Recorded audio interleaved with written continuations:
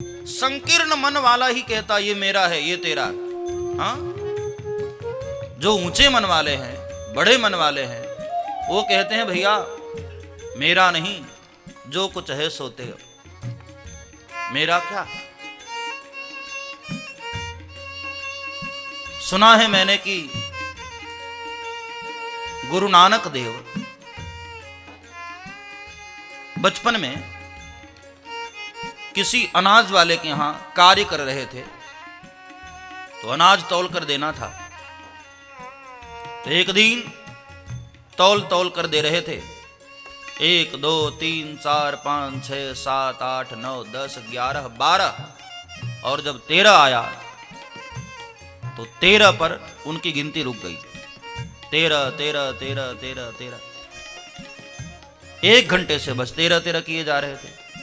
मालिक ने कहा पागल हो गए हो क्या, 1 घंटे से 13 13। गुरु नानक देव के हृदय में ज्योति जल गई। कहा आज मुझे पता चला कि जो कुछ है वो मेरा नहीं, वो सब तेरा। मेरा क्या, सब तेरा। महामना, मेरे तेरे का भेद मिट गया। इसलिए कन्हैया उपलब्ध हुए, इसलिए कन्हैया का दीदार हुआ।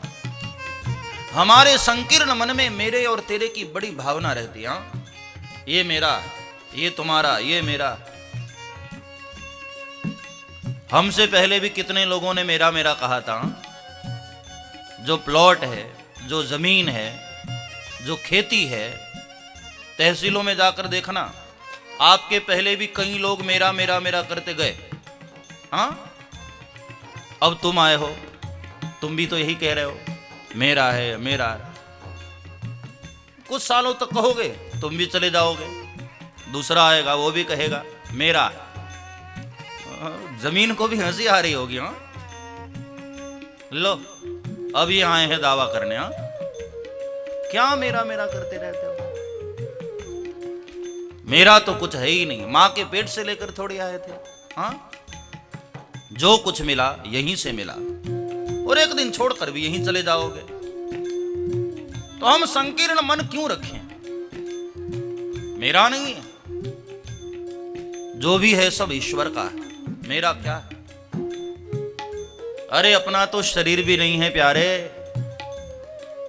शरीर को भी छोड़कर जाना पड़ता है।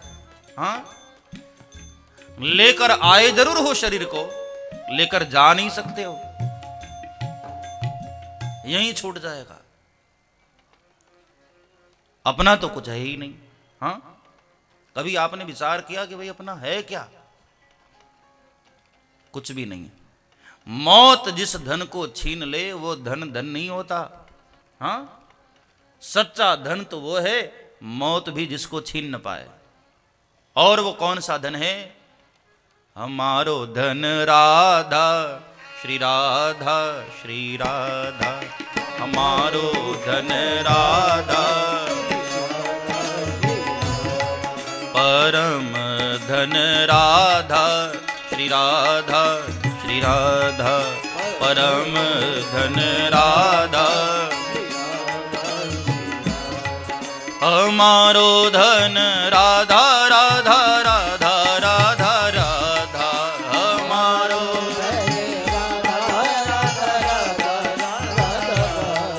हमारो धन राधा राधा राधा राधा राधा, हमारो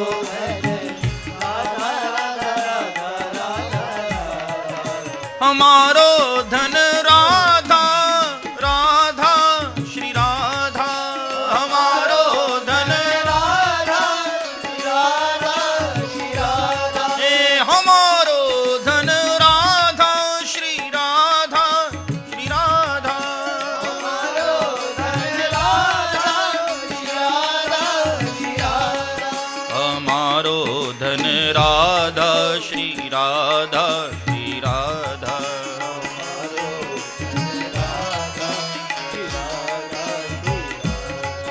परम धन राधा श्री राधा श्री राधा, परम धन राधा श्री राधा।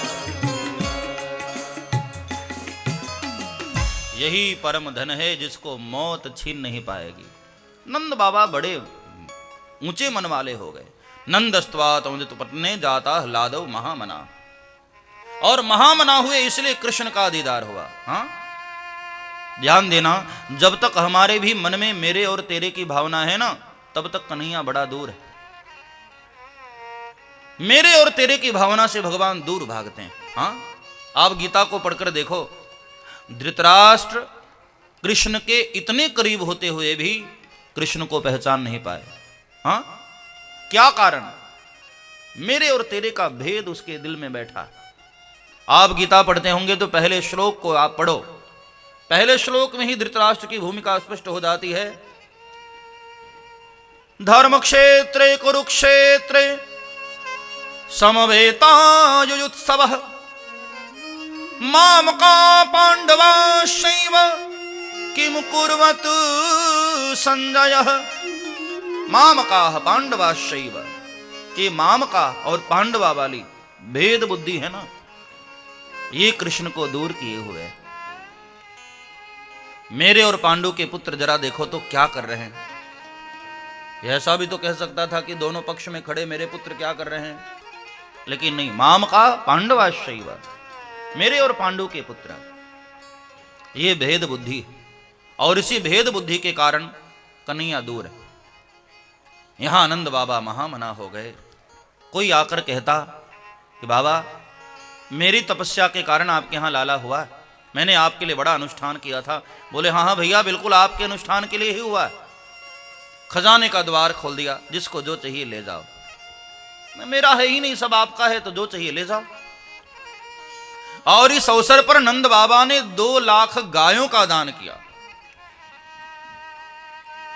धेनुनाम न्यूते प्रादाद विप्रेभ्यः समलंकृते, सजी हुई गायों का दान नंद बाबा ने 2 लाख गायों का दान किया। और वो भी कैसी गौओं का दान किया? जैसे हम करते हैं वैसे नहीं। हाँ, हम तो देखते हैं जब हमारे लायक गाय नहीं रहती है, काम की नहीं रहती है, तो बोले अपने पंडित जी है ना, उनको दान कर देते हैं। 2-4 बछड़े हो गए गाय को, अब दूध सही से देती नहीं है, तो क्या करें?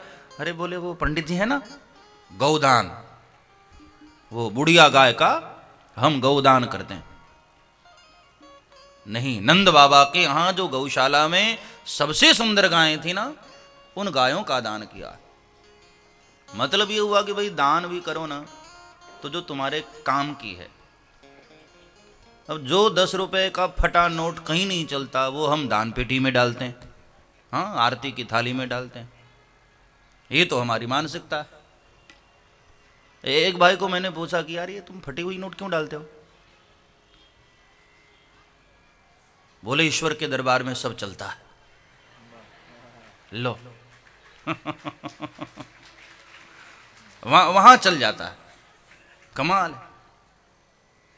हमें खुद कपड़े पहनने होते हैं तो हम इतने महंगे पहनते हैं, और जब पंडित को देना होता है तो दुकानदार को स्पेशल कहते हैं, वो दान वाली धोती देना, कमाल।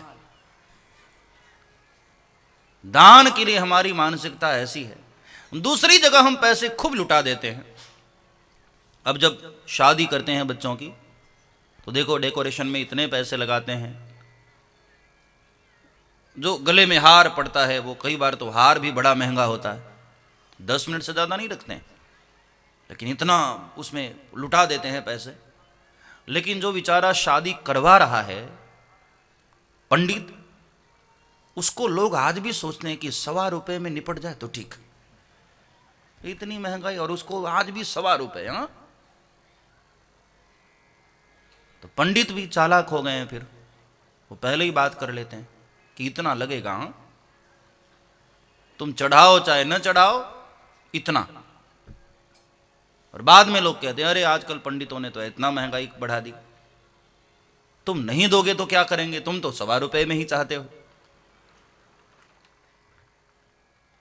जो दान तुमको अच्छी चीज लगती है आप उनका दान करो, उस दान का महत्व है। हाँ, व्यर्थ का कचरा पूरा ढेर गाड़ी भर दान कर दो, उसका क्या मतलब। दान ऐसी चीजों का करो जो तुम्हें अच्छी लगती है। हाँ, वो परमात्मा को दान करना चाहिए।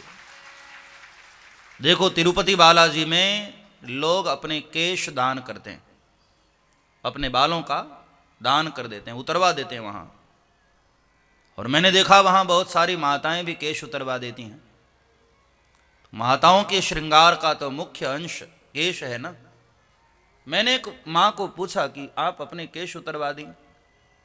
बोले केश नहीं, हम माताओं के लिए सौंदर्य का मूलभूत केश है। हमने अपना केश उतरवा दिया, मतलब तिरुपति बालाजी को हमने अपना सौंदर्य प्रदान कर दिया कि ठाकुर ये तुमको सौंदर्य अर्पित कर रहे हैं। क्या अच्छा भाव है।